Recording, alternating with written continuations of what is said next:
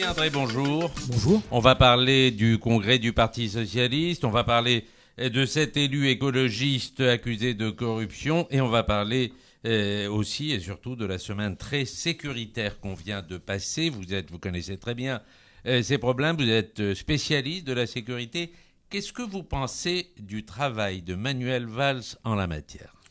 Le travail de Manuel Valls, il est simple, il ne fait que débuter. Parce que les questions qui sont posées sont des questions lourdes. Elles sont les suivantes. Nous avons des territoires qui ont été ghettoisés par l'échec successif des politiques qui ont été pratiquées dans ces territoires, non pas par le montant des sommes, mais certainement par le fait qu'on n'a pas su mettre tout en mouvement en même temps. Ces territoires sont à la fois ghettoisés, mais ils sont ghettoisés aussi souvent ethniquement parlant, c'est-à-dire qu'ils sont devenus des territoires où se regroupent toutes les mêmes populations, et ce qui est normal, on se retrouve avec les siens quand on est rejeté. Et dans ces territoires, malheureusement, une économie parallèle, une contre-société s'est installée, avec évidemment le trafic de stupéfiants dans d'autres faits divers, on voit bien les masses financières qui sont générées par ce trafic. Et donc il faut se poser la question de savoir comment on reconquiert ces territoires, si on peut les reconquérir d'ailleurs, comment on permet à ceux qui vivent dans ces territoires de s'en sortir, comment on évite aussi dans cette bataille, je dirais, la stigmatisation ou la discrimination qui solidarise ceux qui voudraient s'en sortir avec les autres. Bon, c'est un travail de longue haleine, donc c'est pas qu'un travail de police, c'est certainement aussi une police qui doit se redéployer. Personnellement, j'ai toujours, sans critiquer de manière systématique, parce que je sais qu'il faut un travail difficile, considéré que le travail qui était fait par les fameuses brigades anti-criminalité était d'abord un travail de contènement, c'est-à-dire on contient la misère et la violence dans ces quartiers, mais on ne reconquiert pas. Et donc la vraie question qui est posée, c'est comment on redéploie les effectifs de police, comment on casse les réseaux, et comment on fait émerger aussi des leaders d'opinion qui sont des leaders d'opinion positifs, avec toutes ces familles qui veulent s'en sortir et qui sont souvent d'ailleurs sous la tyrannie de cette violence. Et vous faites un constat aujourd'hui d'une aggravation sur le terrain. Il y a 10 ans, vous vous souvenez, il y avait eu ce livre, Les territoires perdus de la République. On se rend compte que 10 ans après, ça ne s'est pas vraiment arrangé. Est-ce que ça s'est aggravé ? Oui, ça s'est aggravé. Ça s'est aggravé par la violence, ça s'est aggravé par l'ampleur des réseaux, ça s'est aggravé par le fait que bien souvent, contrairement à ce qui a été raconté, la police est autour, mais ne rentre pas. Et donc, à l'intérieur, il y a une contre-société qui s'est installée. Alors, attention, évidemment, quand je tiens ces propos, ce n'est pas tout le monde, ce n'est pas tout le territoire, il faut faire attention à ce qu'on dit, je le redis, il ne s'agit pas de stigmatiser toutes les populations de ces quartiers qui, par ailleurs, souvent déploient une énergie considérable pour s'en sortir, avec des jeunes et des moins jeunes qui voudraient vivre en paix, qui veulent vivre tranquillement, qui respectent la loi, mais qui aussi se confrontent au quotidien à cette violence. Alors, la menace est très précise, au dire du ministre de l'Intérieur que nous avons cité à l'instant, de François Hollande. Même concrètement, que peut faire l'État face à la menace salafiste aujourd'hui dans ces territoires français ? Faire naître de nouveaux leaders d'opinion, comme vous venez de le dire, ou casser ces filières ? D'abord, c'est pas contradictoire. La question qui est posée, c'est la restructuration des forces de police, et notamment des forces de renseignement. Il y a quelques années, on a fait fusionner la direction de la surveillance du territoire, la DST, avec ce qu'on appelait les renseignements généraux pour mettre en place la fameuse DCRI, avec le mythe que poursuivait à l'époque Nicolas Sarkozy d'avoir un grand système de renseignement, une grande agence de renseignement, mythe poursuivi en fonction de ce qu'il avait vu aux États-Unis. Le problème, c'est que dans cette fusion, le travail de terrain qui était fait par les renseignements généraux, et qui était un travail de qualité, parce que les renseignements généraux avaient consacré des forces, de l'énergie, avec des... Je ne sais pas si vous vous souvenez par exemple la figure de la commissaire Bouitrong qui avait fait l'observatoire des violences dans les quartiers. Il y avait un vrai savoir-faire et une vraie information sur ce qui se passait. Et ce savoir-faire, cette information, malheureusement pour une partie dans la fusion entre la DST et l'enseignement généraux, a disparu au profit de ce qui était la force de la DST. Bon, voilà. Et donc, il y a déjà un problème d'information, de reconquête de cette information. Après, il y a un travail de police judiciaire, parce que le problème, essentiellement, de ce que j'appelais les BAC, c'est que c'est des forces d'incursion. C'est-à-dire, on vient, on prend, et puis on se retire. Or, si on veut casser les réseaux, il faut des enquêtes longues, minutieuses, à partir des informations, pour que ces délinquants arrivent devant l'institution judiciaire, les dossiers ne soient pas ridicules, ou les bons avocats qui sont désormais au service de ces délinquants. Mais c'est normal, ces délinquants ont le droit à être défendus, hein, c'est la loi de la démocratie, eh bien, ne valent quelque chose d'un point de vue judiciaire. Donc, vous voyez, c'est tout un travail de réorganisation de notre appareil de justice, de notre appareil de police. Et derrière, c'est évidemment aussi tout un travail de pédagogie, de discussion, d'émergence aussi d'acteurs sociaux de terrain qu'il faut reconnaître, les travails associatifs, ce qui est fait par les animateurs de quartier qui, malheureusement, avec les 10 ans qui viennent de s'écouler, pour beaucoup, sont fatigués parce qu'ils sont souvent rémunérés 2 francs 6 sous et parce que c'est un travail considérable qu'il faut faire. Il y a une semaine, au sortir de sa rencontre avec Manuel Valls et François Hollande, le président du CRIF, Richard Prasquier faisait un parallèle entre salafisme et nazisme. Ce parallèle n'a pas été démenti par de nombreux hauts responsables politiques. Est-ce que vous faites le même ?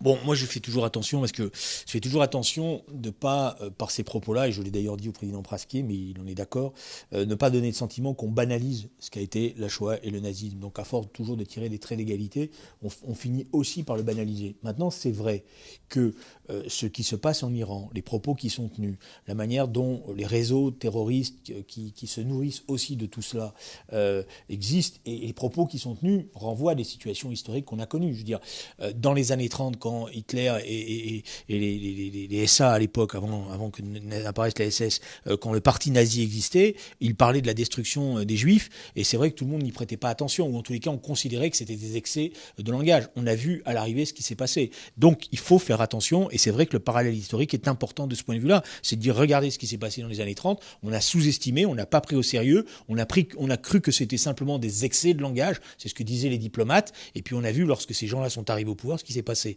C'est pour cela que, par exemple, la question du nucléaire iranien ne peut pas être traitée comme ça l'a été traité pour d'autres pays. Vous savez qu'il y a une théorie qui circule qui dit que lorsqu'un État a la bombe atomique, finalement, c'est pas la solution, c'est le début des problèmes parce qu'il ne sait pas quoi en faire.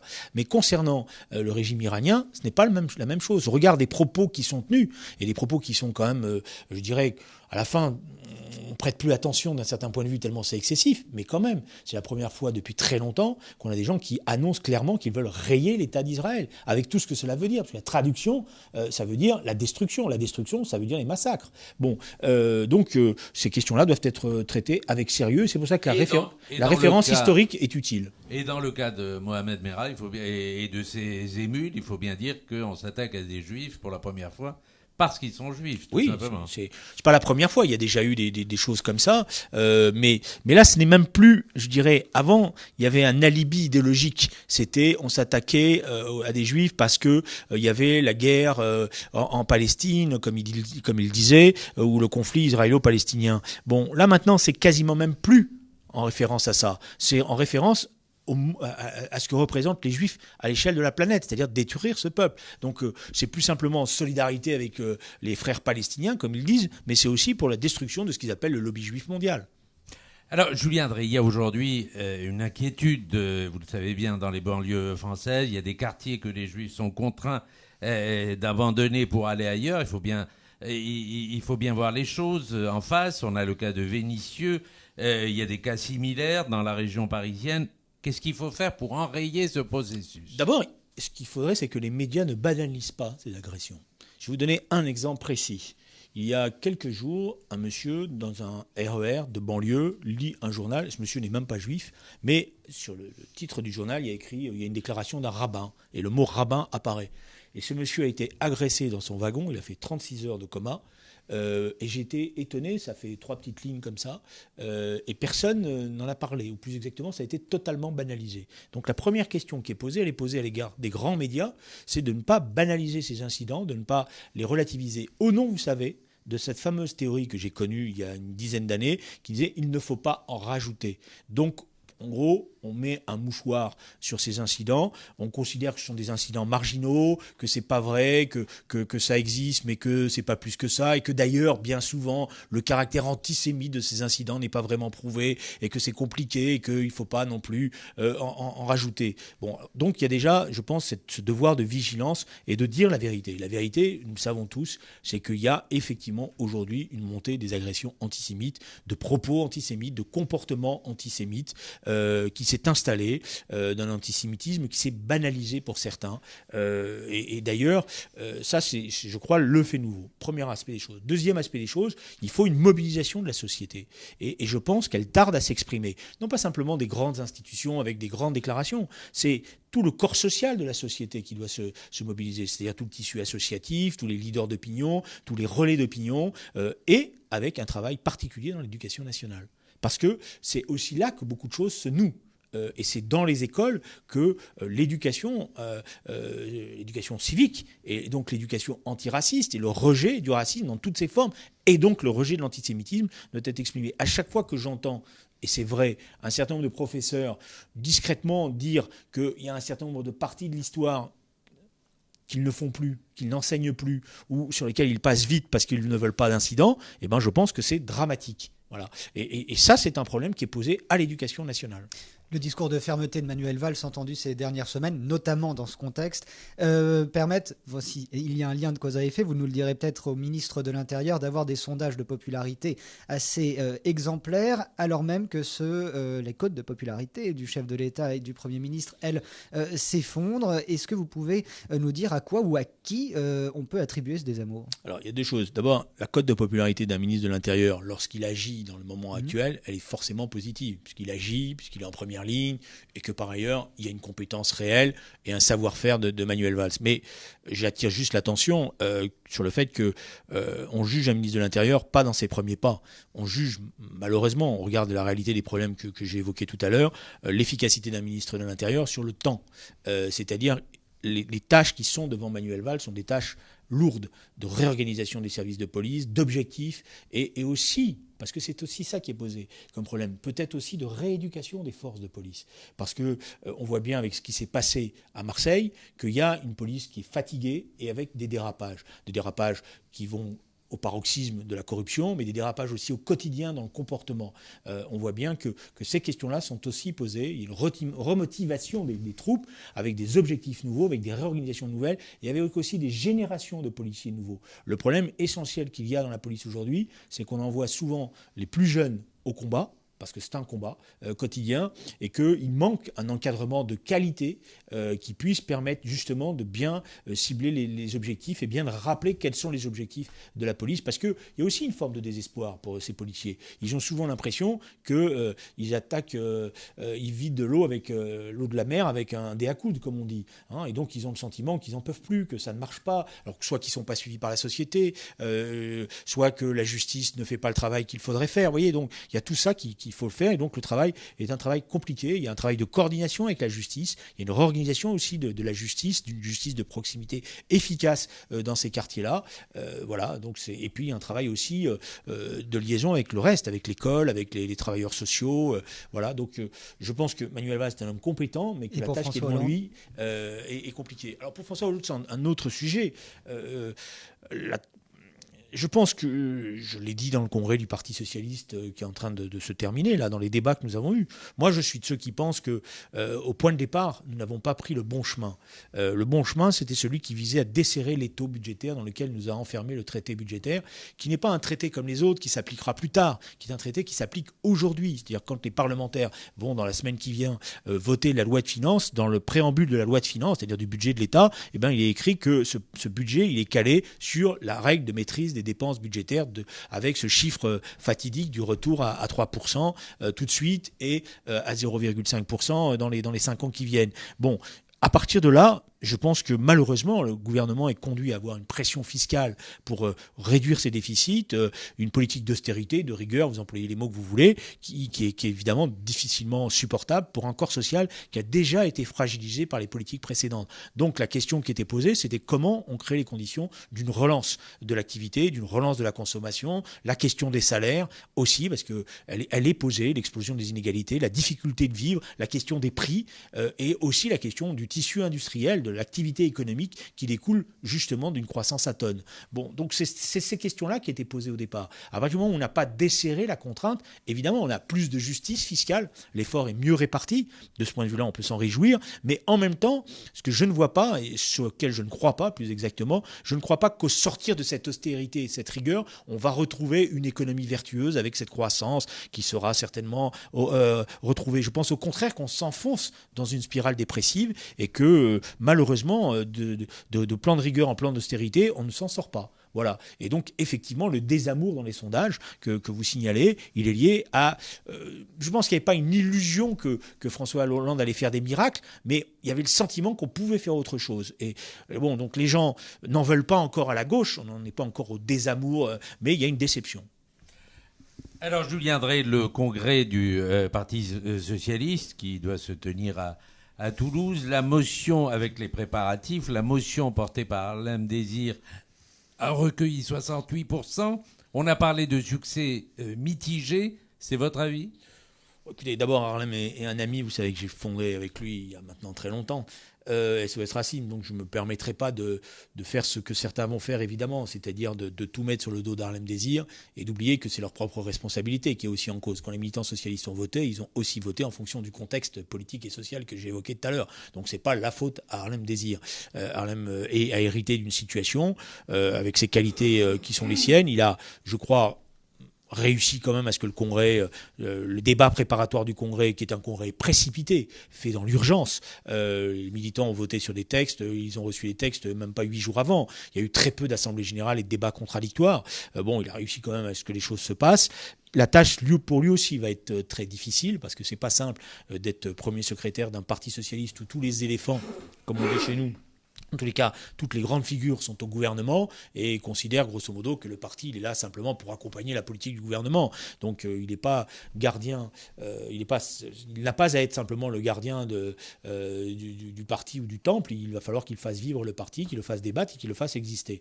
Alors après, sur le score, ce qui m'a surpris, si vous voulez, agréablement me concernant, c'est qu'il y a beaucoup de militantes et de militants qui ont commencé à exprimer aussi une demande, une attente, des angoisses et la volonté que le débat ait lieu et que les choses ne sont pas actées. Vous avez vu que sur le traité, on est passé quand même en force. Hein. Bon, alors certes, Bruno Leroux, président du groupe parlementaire socialiste, dira il y a eu le débat, mais on est quand même passé en force en disant voilà, l'autorité, la discipline, il faut soutenir. Voilà. Les arguments qui ont été employés dans les assemblées générales auxquelles j'ai participé, et tous les camarades me le racontaient, c'était quand même le plus souvent des arguments d'autorité. Avec deux choses, il faut être rassemblé parce qu'en face, l'adversaire est là. Et deuxièmement, il faut soutenir François Hollande. J'ai fait d'ailleurs souvent remarquer à ceux qui me disaient il faut soutenir François Hollande que l'argument me concernant était quand même mal fagoté, parce que souvent ceux qui me rappelaient à cela n'étaient pas forcément les meilleurs soutiens de François Hollande il y a même encore quelques mois. Bon, donc c'était des arguments d'autorité un peu faciles. Alors après, il y a deux choses qui sont passées dans ce congrès. D'abord, une participation qui est moyenne, ça veut dire beaucoup de militants aussi qui ont peu voté avec leurs pieds. Ça c'est ennuyeux. Et deuxièmement, il y a effectivement l'émergence, c'est ça le fait majeur de ce congrès, l'émergence quand même d'une demande d'une autre politique. Alors, et le score de Stéphane Hessel, dont la motion recueille 12%, troisième motion, rédigée par l'ancien élu écologiste Pierre Larouturou, et qui prône la décroissance. À quoi ça correspond, ça ? C'est un score de crise ? Alors, c'est à la fois un score qui montre qu'il y a un malaise et qu'il y a une recherche.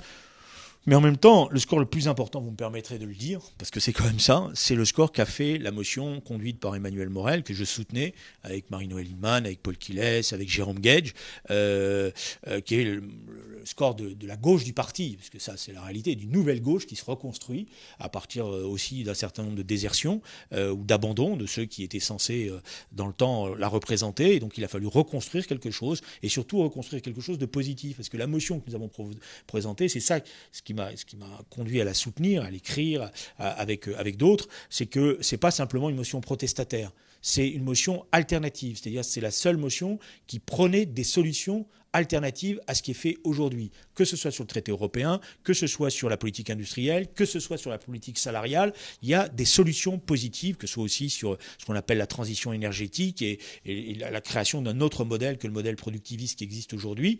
Bon, là, il y avait des solutions.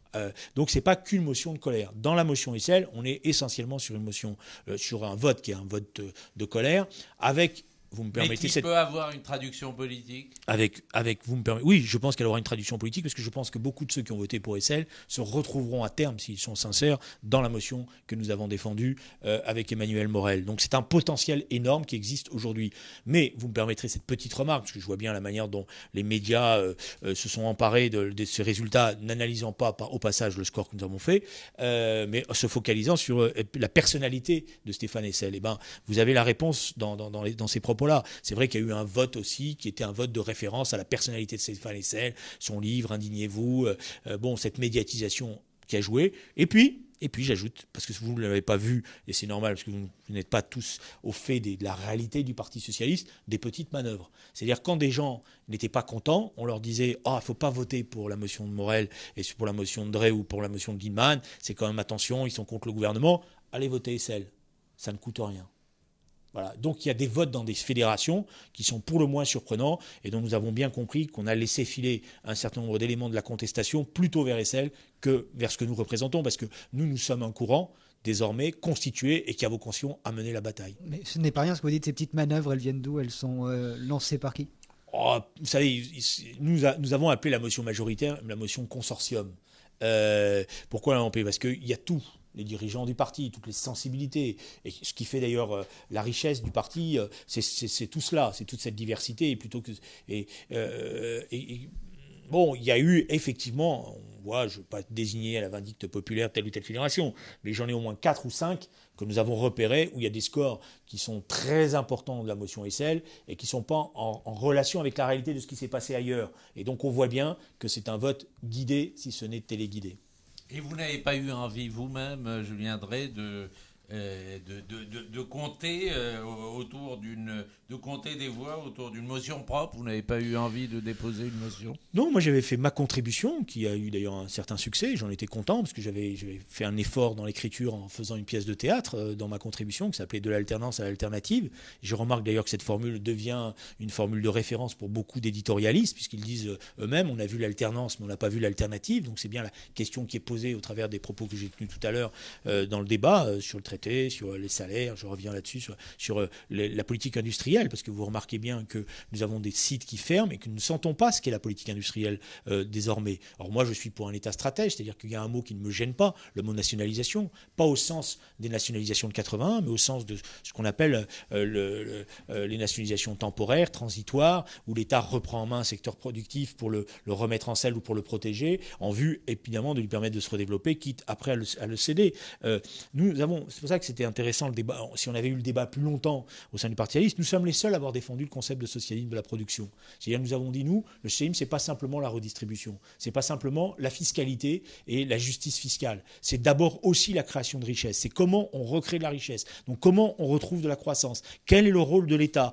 en matière de recherche, en matière de développement, en matière de territoire et donc aussi en matière industrielle. Là, nous avons fait des propositions et je remarque que nous sommes les seuls à l'avoir fait dans le débat. Alors, pourquoi j'ai pas fait ma propre promotion, parce que le problème qui est posé aujourd'hui, c'est de recréer une dynamique politique à l'intérieur du Parti socialiste. C'est pas de se compter pour se compter, et donc de participer à un collectif. Et là, ce qui est intéressant dans le score que nous avons fait, près de 14%, c'est qu'il y a plus de 10 000 militantes et militants qui ont voté pour notre motion, et quand ils votent pour cette motion, ils votent pour une ligne politique. Ils ne veulent pas simplement pour une colère. Et donc se construit quelque chose, et moi, vous savez que j'ai toujours considéré que l'important, c'était de construire et collectivement.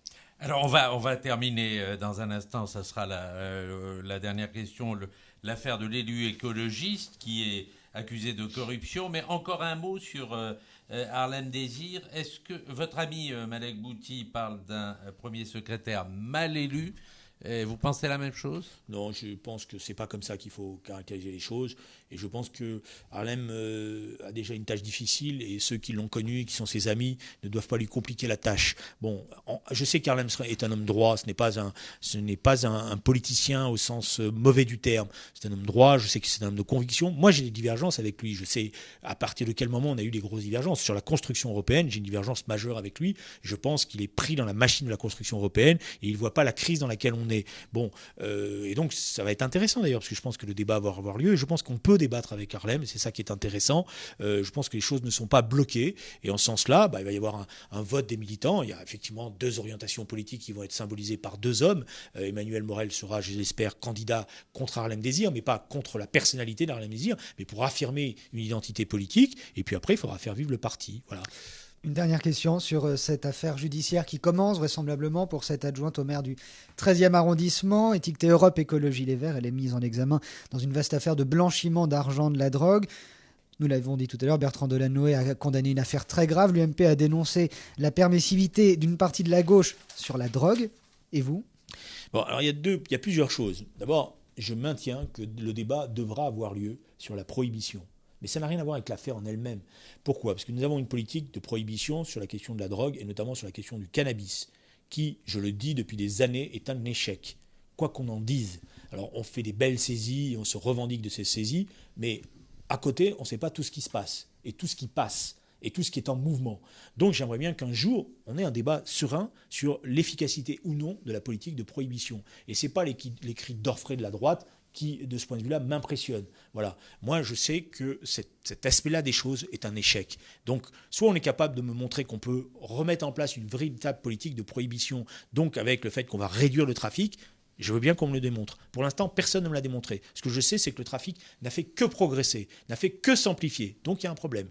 Et donc, plutôt que de continuer à se voiler la face et à dire on continue au nom d'un interdit, posons-nous la question. Voilà. Et il y a un débat sérieux à avoir et un débat qui doit être dépassionné, pas simplement avec d'un côté ceux qui sont les responsables de la santé publique et qui disent que pour le bien-être de l'humanité, il faut continuer, alors que c'est un échec, qu'il y a plusieurs millions de consommatrices et de consommatrices de consommateurs de cannabis, si ce n'est que dans quelques semaines, si vous faites le bilan, on va voir qu'il y a aussi une production maintenant intérieure de cannabis. C'est-à-dire qu'il y a aujourd'hui de plus en plus de gens qui produisent leur propre cannabis sur le territoire français. Ça, c'est aussi un fait nouveau. Bon, alors, il y a cet aspect-là des choses. Après, sur l'aspect judiciaire, sur cette affaire judiciaire, moi, j'ai une règle de conduite et je m'y tiens toujours. Tant qu'il n'y a pas eu de preuves tangibles avec, je dirais, la justice qui a sanctionné, je maintiens que nous, les observateurs, nous devons être prudents. Et vous pensez que Bertrand Delanoë est imprudent quand il... Ce que je veux dire par là, il n'y a qu'un seul tribunal, celui de la justice. Il n'y en a pas d'autre. Et celui qui s'appelle le tribunal médiatique, je m'en méfie, parce qu'il passe son temps à donner des informations, à brûler la vie des gens, sans forcément que cela soit fondé. Moi, je n'ai pas d'informations particulières. Je note, c'est vrai, que le seul nom qu'on a ressorti des 17 personnes, c'est le nom de l'élu, comme par hasard, qu'elle est mis au devant de la scène. Je note aussi des informations qui sont divulguées, mais je prends toutes ces informations avec prudence. Vous savez, ces confidences qui sont révélées par des sources sûres. Je me méfie toujours de ces sources, de ces confidences, parce que j'attends les explications. Voilà. Alors après, c'est normal. Bertrand Delanoë ne lui a pas retiré la signature un peu vite. Alors après, c'est normal que quand on est, ça m'est arrivé aussi, quand on a besoin de se défendre, c'est normal qu'on ne soit pas en premier plan, y compris parce que pour sa propre défense, on a besoin de prendre de la distance. Donc je pense que cet élu a pris de la distance nécessaire pour pouvoir se défendre. Après, est-ce qu'elle est coupable? Est-ce qu'elle n'est pas coupable? Est-ce qu'elle va apporter des informations qui vont clarifier sa situation? Est-ce qu'elle est impliquée dans ce trafic? Je n'en sais rien, j'attends de voir. Julien Drey, conseiller régional d'Île-de-France, ancien député de l'Essonne, merci d'avoir été l'invité du